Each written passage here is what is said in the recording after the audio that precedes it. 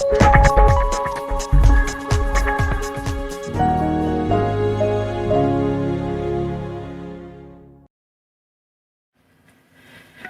friends, this is friend Michael Key, and it's time to talk about what a natural-born U.S. citizen is.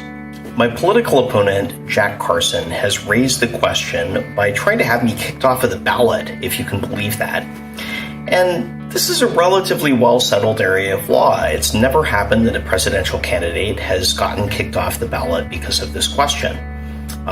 And so I thought that it makes sense to talk a little bit about the history of what a natural-born U.S. citizen is, so that we can view this in context. A natural-born U.S. citizen used to have to be a white, male landowner. Women couldn't run for president.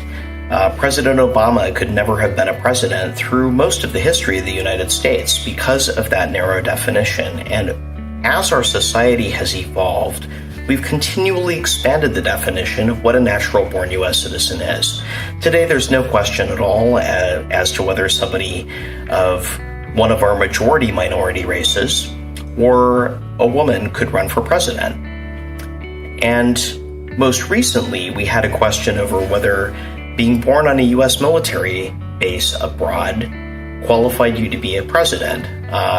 John McCain was born in the Panama Canal Zone, which was a U.S. military base.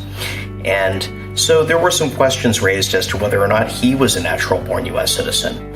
And certainly it's common sense that he was. If you're born at a U.S. military base, you're effectively to U.S. parents, I might add. You're effectively born on U.S. soil.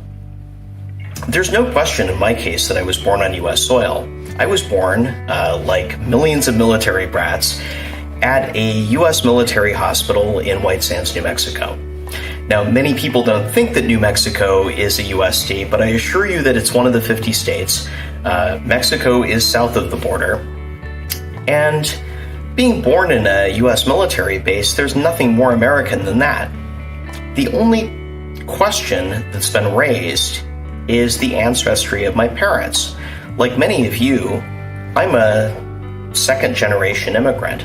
My parents were first-generation, and they were not only first-generation immigrants, they were illegal immigrants.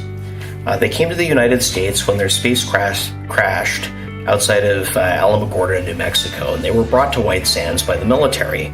My mom was already pregnant with me, and so I was born in what was the first time that the U.S. And in fact anyone in the world has witnessed what they would call an alien birth.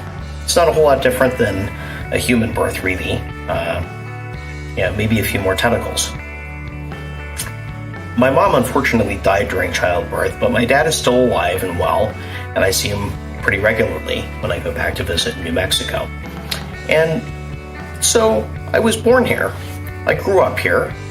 I'm the child of immigrants, but that shouldn't disqualify me. In fact, there's nothing really more American than being a child of immigrants. So the only question is my DNA, which admittedly isn't human, it's far more advanced, but it's certainly something that is different, but not disqualifying in my view. And the courts have never settled this, so if Jack Carson wants to take it to court, he totally can. I think that he'll lose just like any other time the natural-born U.S. citizen clause has been pulled out. I really think that he should focus on the issues like we are. Universal basic cable, internet speed limits, and bringing back the good life, because the things that we're campaigning on, and the things that I want to do as president, I think will be more popular. And that's why Jack Carson's worried. Don't worry about my background. Don't worry about my DNA. Worry about who I am and what I stand for. I'm Michael Key, and I'll look forward to seeing you on the campaign trail, and I'll be honored to have your vote on November 15th.